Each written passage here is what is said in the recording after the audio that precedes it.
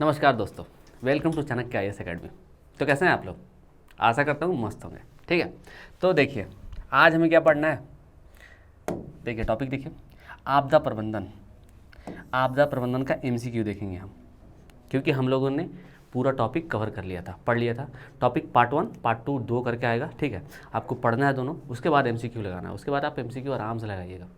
ठीक है, मुझे नहीं लगता कि आपसे एक भी MCQ गलत होगा अगर आप ध्यान से पढ़े होंगे तो।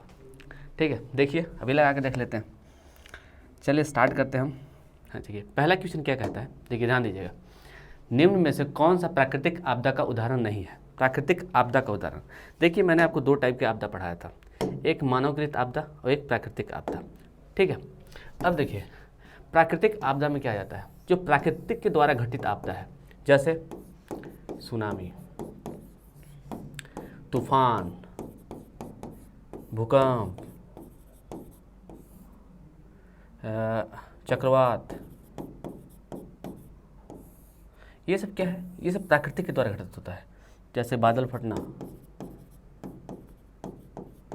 ये क्या है, ये प्राकृतिक के द्वारा घटित होता है।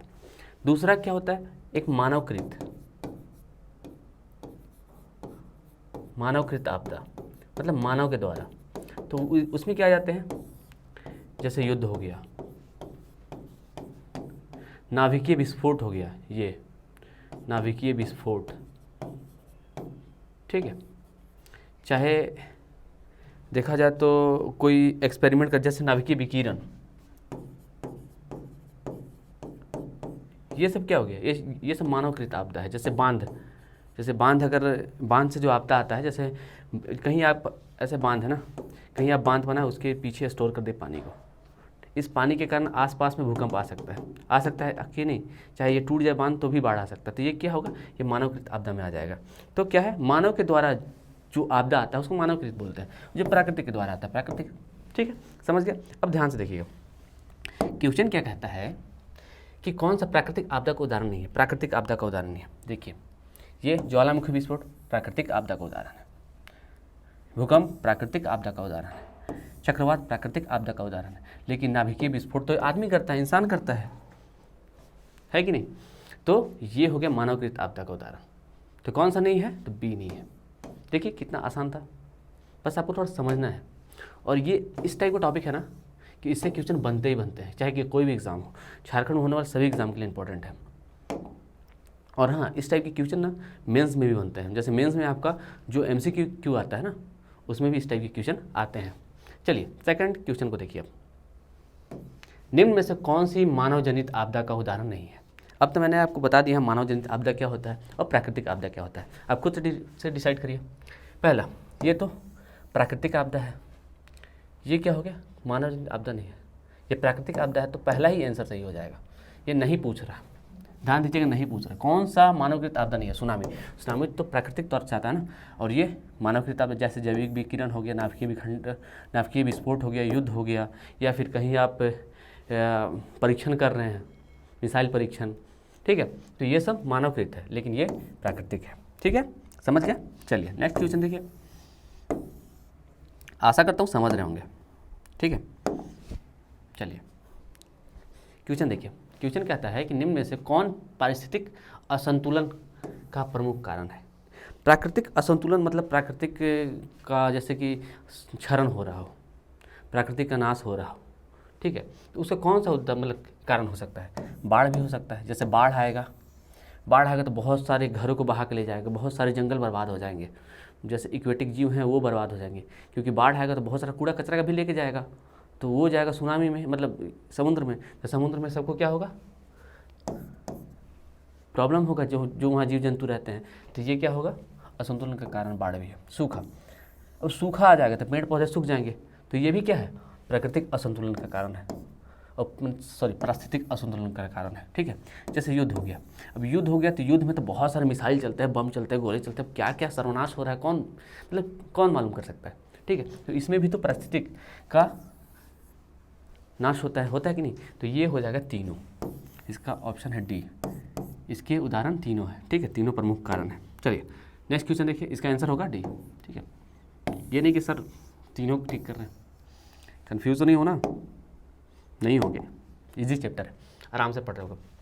भारत में लगभग 10% भूमि प्रतिवर्ष बाढ़ से प्रभावित होती है। देखिए भारत की बात कर रहा, तो भारत का 12% जो भूमि है वो बाढ़ से प्रभावित होता है। ठीक है, तो ये बाढ़ कैसे आते हैं भाई बताइए। अगर कहीं ज़ोरों से बारिश हो गई तो बाढ़ आ जाता है, अगर बादल फट गया तो भी बाढ़ आ जाएगा। ठीक है, या फिर कोई बांध है वो टूट गया, बाढ़ आ गया। तो ये क्या है, इससे 12% जो भूमि है वो ग्रसित रहती है। ठीक है, इसे आप देखते रहिएगा। चलिए, ये भारत की बात कर रहा है ना, कोई झारखंड में लगा के आ जाना। चलिए क्वेश्चन देखिए, ध्यान से पढ़िएगा। झारखंड की बातें होने लगी। ठीक है, तो झारखंड निम्न में से किस आपदा से अभी तक प्रभावित नहीं हुआ है। हमारे यहाँ खनन दुर्घटना तो होता ही रहता है, जंगलों में आग लगता ही रहता है गर्मी के दिन में, भूकंप भी हमारे यहाँ आते ही रहते हैं। 3 जोन है हमारे यहाँ। ठीक है, जैसे कि जोन 2, जोन 3, जोन 4, 2 जिले, 15 जिले, 7 जिले। तो हमारे यहाँ भूकंप भी आता है, जंगल में आग भी लगती है, खनन दुर्घटना भी होता है, लेकिन अभी तक नाभिकीय विकिरण नहीं हुआ है। ये वाला आपदा अभी तक नहीं आया है। तो हमारा आंसर क्या हो जाएगा, ए। ठीक है, चलिए नेक्स्ट क्वेश्चन देखिएगा, ध्यान से देखिएगा। है ना, ये क्वेश्चन इजी ही आते हैं इस टाइप के क्वेश्चन, लेकिन प्रॉब्लम तब हो जाती है जब आप पढ़ते नहीं हैं। अगर आप पढ़ लीजिएगा ना तो कोई भी क्वेश्चन हार्ड नहीं दिखेगा आपको। ध्यान से देखिए, पहला क्वेश्चन क्या बोलता है कि भारतीय मौसम विज्ञान विभाग कहाँ स्थित है। ये तो नई दिल्ली में है, इसको तो आपको रट जाना है। ठीक, नेक्स्ट क्वेश्चन देखिए, ध्यान दीजिए क्वेश्चन को। देखिए क्वेश्चन बोलता है कि भारतीय मौसम विज्ञान विभाग के अनुसार किसी क्षेत्र में सामान्य से कितने प्रतिशत कम वर्षा होने पर गंभीर सूखा कहा जाता है। कितने प्रतिशत, तो मैं बताता हूँ, 50% से अगर कम वर्षा हो रही है किसी भी स्थान पे तो वो क्षेत्र सूखाग्रसित क्षेत्र कहलाएगा। क्या कहलाएगा, सूखाग्रसित क्षेत्र कहलाएगा। अब एक और फैक्ट है, आप देखेंगे 2010 में झारखंड का 24वां जिला सूखाग्रसित क्षेत्र घोषित कर दिया गया था। उसमें मालूम है कितना प्रतिशत बारिश हुआ था, तो उसमें 47 पॉइंट समथिंग शायद 8 था। ठीक है, इतना बारिश हुआ था, इतना कम बारिश हुआ था, मतलब 50 से कम बारिश हुआ था, इसीलिए पूरे ज़िले को सूखाग्रसित घोषित कर दिया गया। ठीक है, और हाँ, अगर सेंटीमीटर में पूछे तो 75 सेंटीमीटर से कम बारिश हो तो भी वो क्षेत्र सूखाग्रसित हो सकता है, जिस क्षेत्र में 75 सेंटीमीटर से कम बारिश हो रही है। शायद नेक्स्ट क्वेश्चन इसी से रिलेटेड होगा। देखिए, हो गया ना, तो कितने सेंटीमीटर बताइए, अभी बताऊँ तो 75 सेंटीमीटर से अगर कम बारिश होगा तो वो क्षेत्र को सूखाग्रसित क्षेत्र घोषित कर दिया जाएगा। ठीक है, चलिए नेक्स्ट क्वेश्चन देखिए। क्वेश्चन देखिए, झारखंड का सबसे सूखा प्रभावित जिला निम्न में से कौन है। आप खुद से आंसर दीजिए, तब तक मैं एक डायग्राम बनाता हूँ झारखंड का। हाँ, डायग्राम बनाना आप सीख लीजिए, क्योंकि मेंस में हमेशा काम आएगा। कोई भी चीज़ को अगर आप डायग्राम से दिखाते हैं ना तो एक अलग इंप्रेशन क्रिएट करता है एग्जामिनर के सामने। आपकी कॉपी अच्छी लगती है, सुंदर लगती है, ऐसा लगता है कि आप जानकार हैं। ठीक, तो अगर आप मेंस लिखते हैं तो सबसे ज़्यादा क्या है, आपको किस चीज़ पर फोकस करना है। मैप आप बनाइए, मैप से किसी चीज़ को दिखाने का प्रयास करिए। दूसरा, फैक्ट लिखिए, पॉइंट लिखिए, और हाँ, शब्दों का चयन अच्छे से करिएगा। ठीक, इतना चीज़ पर आप फोकस कर लिए ना, और हाँ, डिज़ाइन करिए, अपने कॉपी को डिज़ाइन करिए, मतलब सिस्टमेटिक ढंग से बनाइए। इतना अगर आप फोकस कर लिए ना तो आपका मेंस आराम से क्लियर हो जाएगा, क्योंकि उनको देखना होता है कि आप कितना जानकार हैं, कितना जानते हैं आप। अगर आप इस टाइप के मैप बना के उनको दिखाएंगे कि ये क्षेत्र सूखाग्रसित क्षेत्र कहलाता है, तो उनके माइंड में हो जाएगा हाँ, लड़का पढ़ने वाला है कि नहीं। तो अगर आप थोड़ा सा कम भी जानकारी दीजिएगा ना, फिर भी आपका काम बन जाएगा, क्योंकि वहाँ कॉपी पे प्रेजेंटेशन मायने रखता है, मार्केटिंग करना पड़ता है कॉपी पे, समझ रहे ना, तभी जाके कुछ हो पाएगा। तो ये क्षेत्र है हमारा पलामू प्रमंडल। तो यहाँ हमेशा सूखा, मतलब देखा जाए तो सबसे सूखा है, क्योंकि यहाँ है ना, यहाँ शुष्क पर्णपाती वन पाए जाते हैं, क्योंकि यहाँ गर्मी ज़्यादा पड़ती है। यहाँ पाट क्षेत्र है, ये समुद्र तल से ऊपर है, इसके कारण यहाँ पे गर्मी भी ज़बरदस्त पड़ती है और ठंडी भी ज़बरदस्त पड़ती है। ठीक, तो पलामू है, पलामू प्रमंडल में जितने भी क्षेत्र आते हैं वो सूखाग्रसित क्षेत्र के श्रेणी में आते हैं। हो गया, नेक्स्ट क्वेश्चन को देखिए। और ये यहाँ ये जो क्षेत्र है ना राजमहल का, ये लू मुक्त क्षेत्र है, यहाँ लू नहीं आता है, लू नहीं चलता है। मगर यहाँ तो इतना लू चलेगा तो पूछिए मत।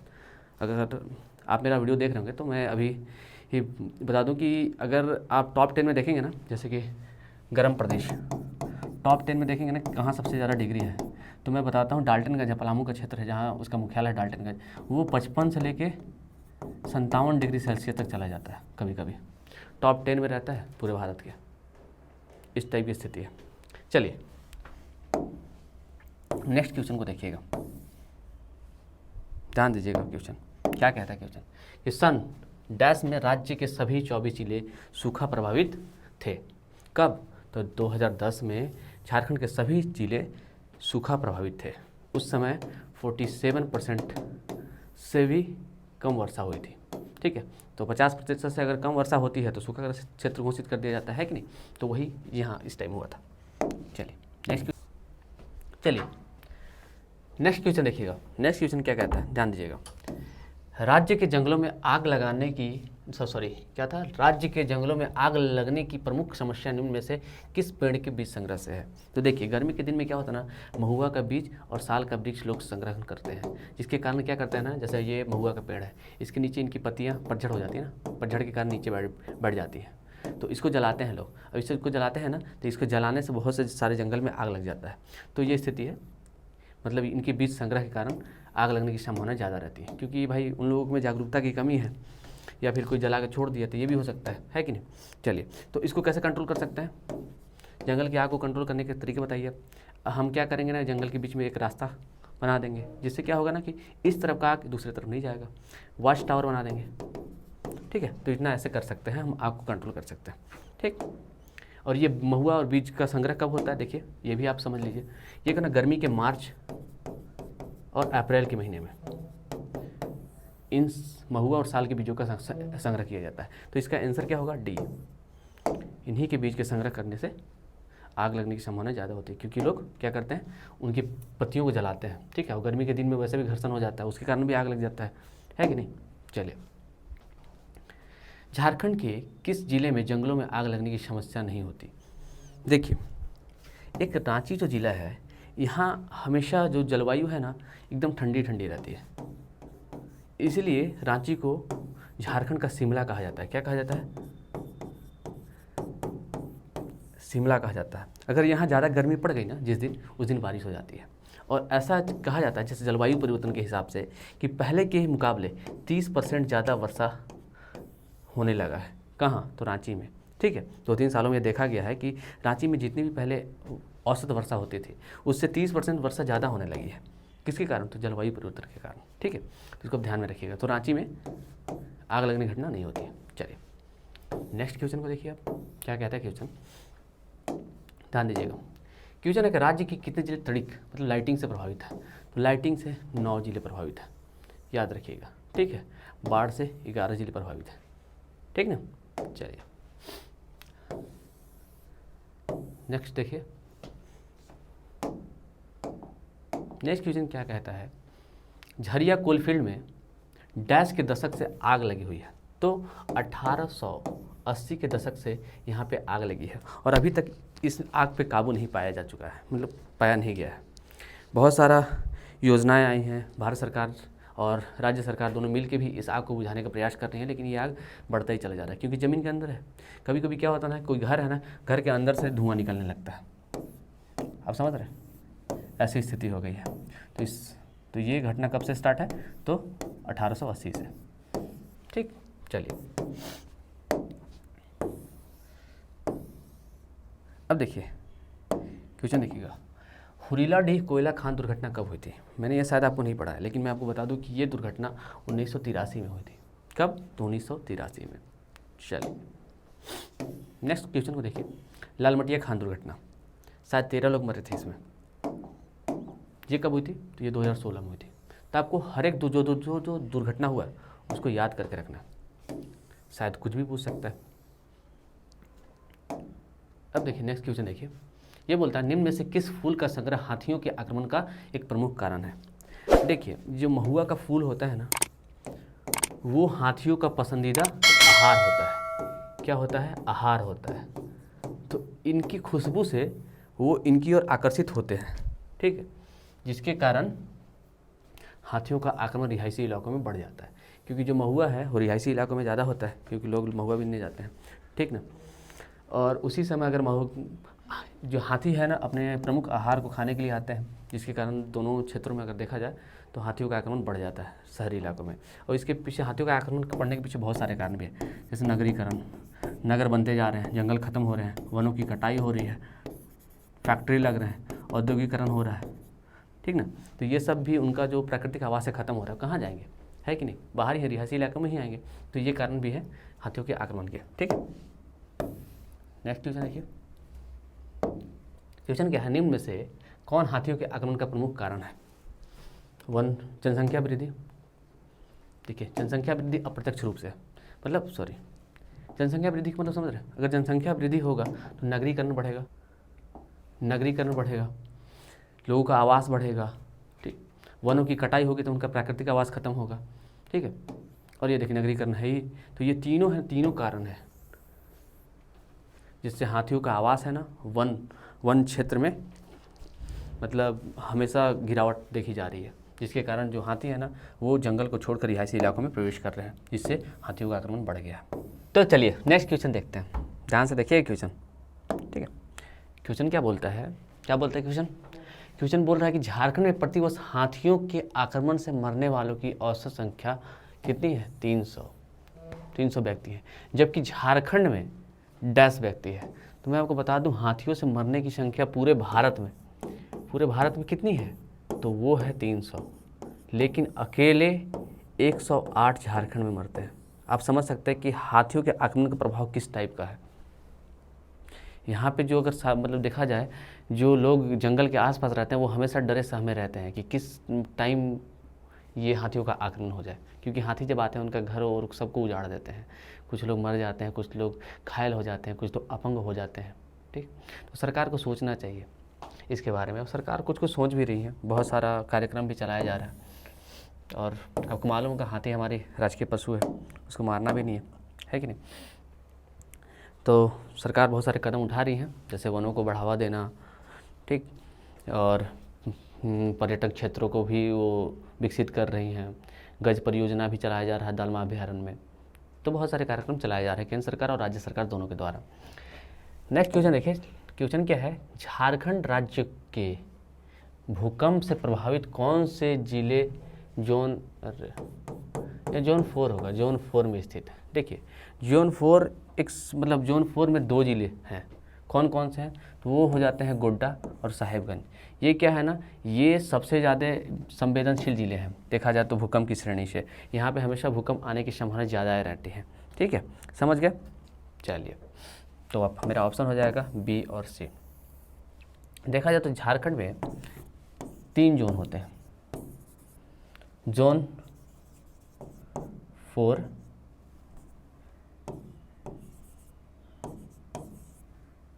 थ्री, 2। 4 में 2 जिले, 3 में 15 जिले और 2 में 7 जिले। तो इसे आप याद कर लीजिएगा, क्योंकि ऐसा क्वेश्चन बन सकता है कि बताइए कि झारखंड में जोन 3 में कितने जिले सम्मिलित हैं। तो इससे क्वेश्चन बन सकते हैं, इसलिए आप ध्यान से उसको पढ़िएगा। देखिए क्वेश्चन बना भी है, जोन 3 में कितने जिले हैं, अभी मैंने आपको बताया कितने हैं, तो 15 हैं। जोन 2 में कितने जिले हैं, 7 जिले। इसे आप ध्यान में रखिएगा। चलिए आराम से एक और क्वेश्चन को देखिए आप। भारत सरकार ने आपदा प्रबंधन अधिनियम कब लागू किया। आपदा प्रबंधन, ये जेपीएससी का क्वेश्चन है, 2021 में पूछा गया। तो मैंने आपको जिस टाइम मैं आपदा प्रबंधन पढ़ा रहा उसी टाइम आपको पढ़ाया था कि झारखंड सरकार ने आपदा प्रबंधन विभाग का गठन किया था। इनका क्या था, ये आपदा से बचने के लिए दिशा निर्देश देते थे, कैसे हम आपदा को कम कर सकते हैं। इन्हीं के तहत एनडीआरएफ टीम की गठन मतलब उनका संगठन का निर्माण हुआ था, ठीक। तो आप समझ सकते हैं, ठीक। चलिए अब नेक्स्ट क्वेश्चन देखते हैं। अरे हाँ सॉरी, ये क्या हो गया, देखिए क्या हो जाता समझ नहीं आता। नेक्स्ट क्वेश्चन देखिए आप। क्वेश्चन क्या कहता है, राष्ट्रीय आपदा प्रबंधन प्राधिकरण का अध्यक्ष कौन होता है। देखिए ये राष्ट्रीय पूछ रहा है, ये राष्ट्रीय मतलब नेशनल नेशन के लेवल पूछ रहा है, तो इसका जो अध्यक्ष होते हैं वो होते हैं पीएम, और जो राज्य स्टेट लेवल पर अगर पूछ दे तो कौन होते हैं, सीएम।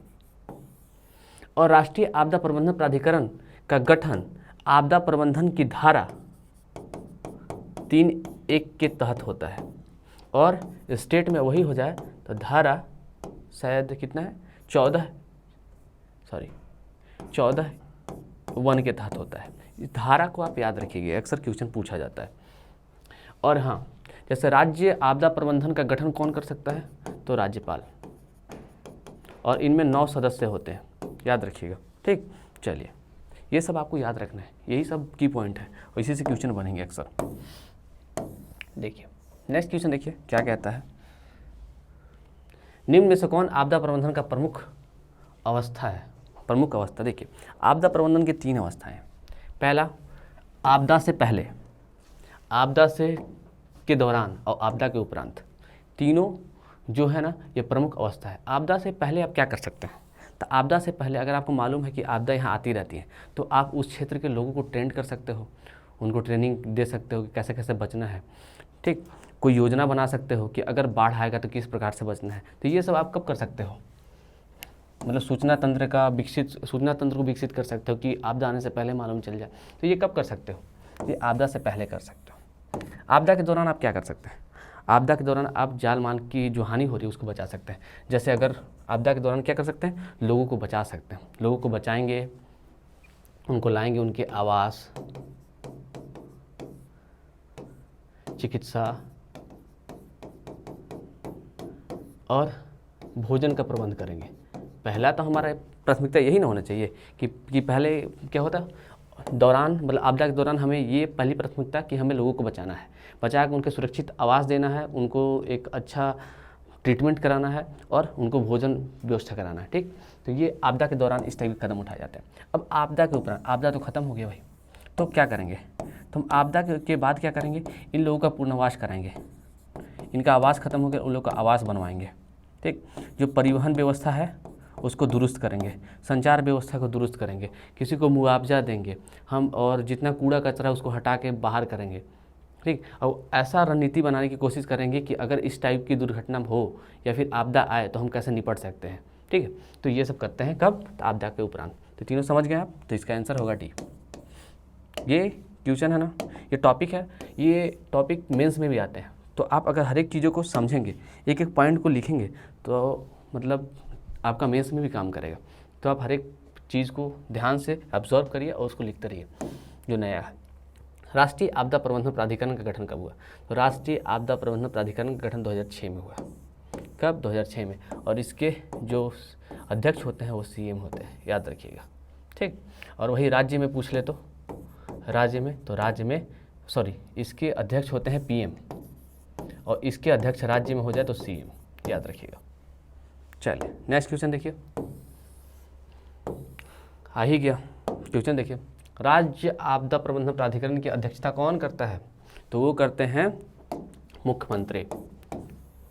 और इसमें कितने सदस्य शामिल रहते हैं, तो 9 सदस्य शामिल रहते हैं। तो इसको भी याद रखिए, 9 सदस्य शामिल रहते हैं। और वही पूछते कि राज्य आपदा प्रबंधन प्राधिकरण का गठन कौन करता है, मतलब किसके पास शक्ति है इसके गठन करने की, तो वो राज्यपाल हो जाएंगे। ठीक, तो एक एक चीज़ को पढ़ना है हमें। चलिए नेक्स्ट क्वेश्चन को देखिए। देखिए क्वेश्चन क्या कहता है कि झारखंड में राज्य आपदा प्रबंधन प्राधिकरण को सहायता हेतु एक राज्य कार्यकारिणी समिति का गठन हुआ, जिसकी अध्यक्षता कौन करता है, तो जिस क्षेत्र में मतलब जिस राज्य में राज्य कार्यकारिणी समिति का गठन हुआ उस राज्य का मुख्य सचिव ही उसकी अध्यक्षता करेगा। ठीक, अब आप हमें बताइएगा कि झारखंड का मुख्य सचिव कौन है, क्योंकि जब मैं लेक्चर ले रहा था तो इससे मैं बताया था। तो आप हमें कमेंट सेक्शन में इसका आंसर देंगे, ठीक है, देंगे ना, चलिए देंगे। अब देखिए क्वेश्चन को देखिए, जिला आपदा प्रबंधन प्राधिकरण का अध्यक्ष कौन होता है, ये 2016 जेपीएससी 2016 में क्वेश्चन पूछा गया। देखिए इसमें आंसर हो सकता है जिला दंडाधिकारी भी हो सकता है, उसी को डीएम मजिस्ट्रेट बोलते हैं, उपायुक्त भी हो सकता है और समहर्ता भी हो सकता है। तो इसका आंसर होगा A, B, C, सभी सही है। जो उस समय जिला के का कार्यभार संभाल रहा होगा, कमान संभाल रहा होगा, वो अध्यक्ष होगा जिला आपदा प्रबंधन प्राधिकरण का। नेक्स्ट को देखिए आप, क्वेश्चन देखिए और लगाने का प्रयास करिए। राष्ट्रीय आपदा प्रबंधन संस्थान कहाँ स्थित है? तो ये है कहाँ जी? ये है नई दिल्ली में। फॉरेस्ट सर्वे ऑफ इंडिया कहाँ जी? तो वो है देहरादून में, याद है ना। चलिए नेक्स्ट क्वेश्चन को देखिए आप, क्या कहता है क्वेश्चन। राष्ट्रीय आपदा मोचन बल, देखिए NDRF, NDRF मतलब नेशनल डिजास्टर रिस्पॉन्स फोर्स का गठन कब किया गया बताइए? तो इसका गठन 2006 में ही हुआ था। कब हुआ था? 2006 में ही इसका गठन हुआ था। अगर राज्य लेवल पे देखा जाए तो 2016 में हुआ था। कब? तो 2016 में। राज्य आपदा मोचन बल का गठन कब हुआ था? तो 2016 में। लेकिन अगर राष्ट्रीय पूछेगा तो 2006 में, याद रखिएगा, क्वेश्चन हमेशा कंफ्यूज कर देता है इसी में। अब देखिए इस क्वेश्चन को देखिए आप, इसमें लिखा गया कि निम्न में से किसे राष्ट्रीय आपदा मोचन बल में शामिल किया गया है? मैंने आपको बताया था कि 8 बटालियन को शामिल किया गया था, जिसमें 4 फोर्स थे। पहला ITBP, CRPF, CISF और जो चौथा था वो था BSF। इनके 2-2 बटालियन को उठाया गया और एक फोर्स का गठन किया गया जिसको हम बोलते हैं NDRF की टीम। ठीक है, तो ये सब ध्यान रखिएगा। इसका आंसर हो जाएगा A, B और C। अब देखिए नेक्स्ट क्वेश्चन को देखिए। क्वेश्चन को ध्यान से पढ़िएगा क्योंकि क्वेश्चन में ही सारी चीज़ें छुपी हुई हैं। राष्ट्रीय आपदा मोचन बल किस प्रकार की आपदाओं से प्रभावित लोगों का बचाव करता है? देखिए राष्ट्रीय आपदा मोचन बल का कार्य है किसी प्रकार का भी आपदा है तो वो सबसे अग्रसर होते हैं, सबसे आगे आते हैं और सबका बचाव करते हैं। उनकी पहली प्राथमिकता रहती है जान माल हानि को न्यूनतम करना, सबको बचाना। ठीक है, तो इसका आंसर हो जाएगा D। नेक्स्ट क्वेश्चन देखिए। नेक्स्ट क्वेश्चन क्या कहता है? झारखंड कैबिनेट ने कब राज्य आपदा मोचन बल गठन को मंजूरी दी थी बताइए? तो ये दी थी कब? तो ये दिया गया था, याद रखिएगा, 2016। बोला था ना स्टेट लेवल पे क्या होगा? 2016। चलिए नेक्स्ट क्वेश्चन देखिए आप।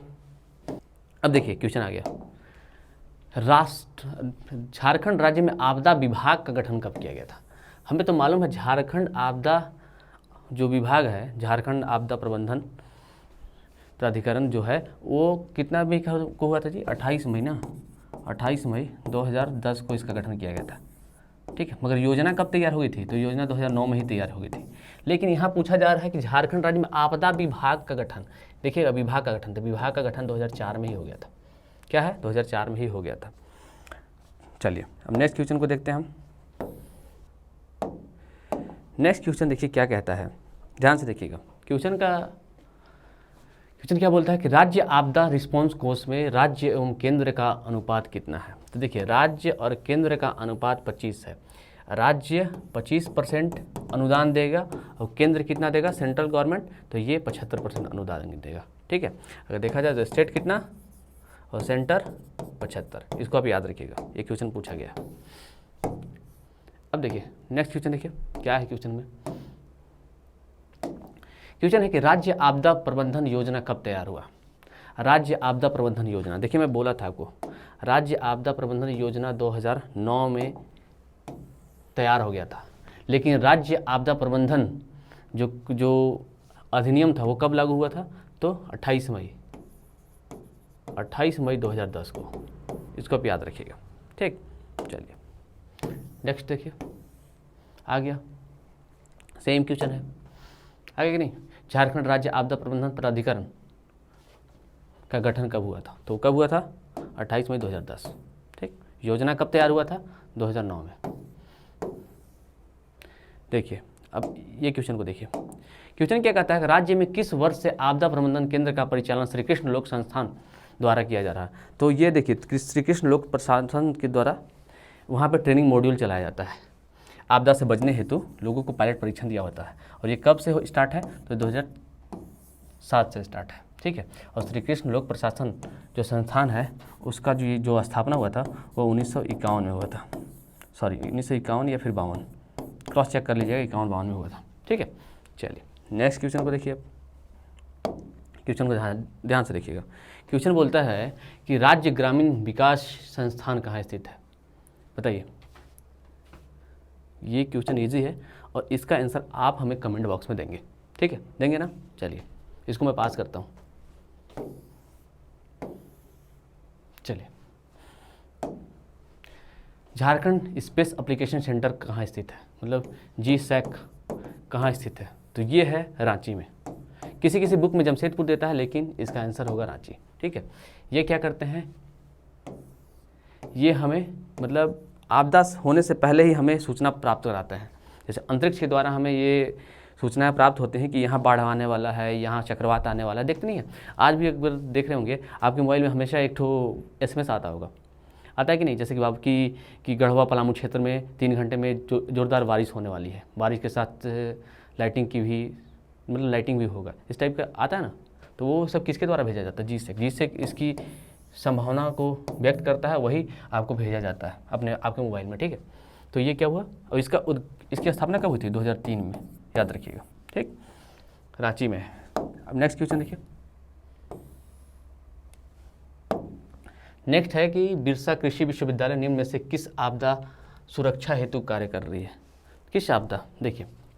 तो ये है सूखा के क्षेत्र में, मतलब सूखा को कम करने के क्षेत्र में बिरसा कृषि विश्वविद्यालय काम कर रही है, इसको आप याद रखिएगा, ठीक, ये हमेशा काम आएगा। अब देखिए ISM धनबाद किस क्षेत्र में काम कर रही है, बताइए तो। ISM धनबाद किस आपदा सुरक्षा हेतु कार्य कर रही है, तो ISM धनबाद खनन सुरक्षा हेतु कार्य कर रही है, ठीक है। खनन दुर्घटना को कैसे कम करना है, कैसे हम उसको न्यूनतम कर सकते हैं, वो कार्यक्रम कौन करता है, कैसे उससे बच सकते हैं, दिशा निर्देश कौन देता है, तो ये BRT मिश्रा, सॉरी क्या था, ISM धनबाद। अब चलिए BRT मिश्रा के बारे में पूछ रहा है। निम्न में से किस संस्था द्वारा राज्य में भूकंप के लिए कार्य किया जा रहा है, बताइए। तो ये है BRT मिश्रा के द्वारा भूकंप के क्षेत्र में कार्य किया जा रहा है, ठीक है। चलिए नेक्स्ट क्वेश्चन देखिए। क्वेश्चन क्या कहता है, निम्न में से किस संस्था द्वारा राज्य में जंगलों के आग की सुरक्षा हेतु कार्य किया जा रहा है। जंगलों के आग कह लो, ठीक है, तो इसके लिए GSAC या फिर बाढ़ कह लो आप, ठीक है। तो ये क्या करते हैं, ये आग और बाढ़ दोनों के क्षेत्र में, मतलब दोनों में क्या करते हैं, सुरक्षा हेतु अपना कार्य करते हैं, अपना योगदान देते हैं, ठीक है। अब देखिए नेक्स्ट क्वेश्चन, लास्ट क्वेश्चन होगा शायद। निम्न में से किस संस्था द्वारा औद्योगिक आपदा जोखिम प्रबंधन से संबंधित गतिविधियों का संचालन किया जाता है, तो ये है मेकांग रांची हमेशा सपोर्ट करता है, ठीक है। वो हमेशा ये चाहता है कि औद्योगिक आपदा कम से कम हो, इसके लिए दिशा निर्देश देना, न्यूनतम कैसे किया जा सकता है, ये सारी चीज़ें का कार्यक्रम कौन करता है, तो मेकांग रांची, ठीक है। तो ये आपका हो गया ख़त्म, ठीक है, देख लीजिए ख़त्म हो गया। और हम आपसे मिलेंगे कल एक नए टॉपिक के साथ, नए MCQ के साथ। तब तक के लिए पढ़ते रहिए, मुस्कुराते रहिए और तैयारी करते रहिए, ठीक है। धन्यवाद।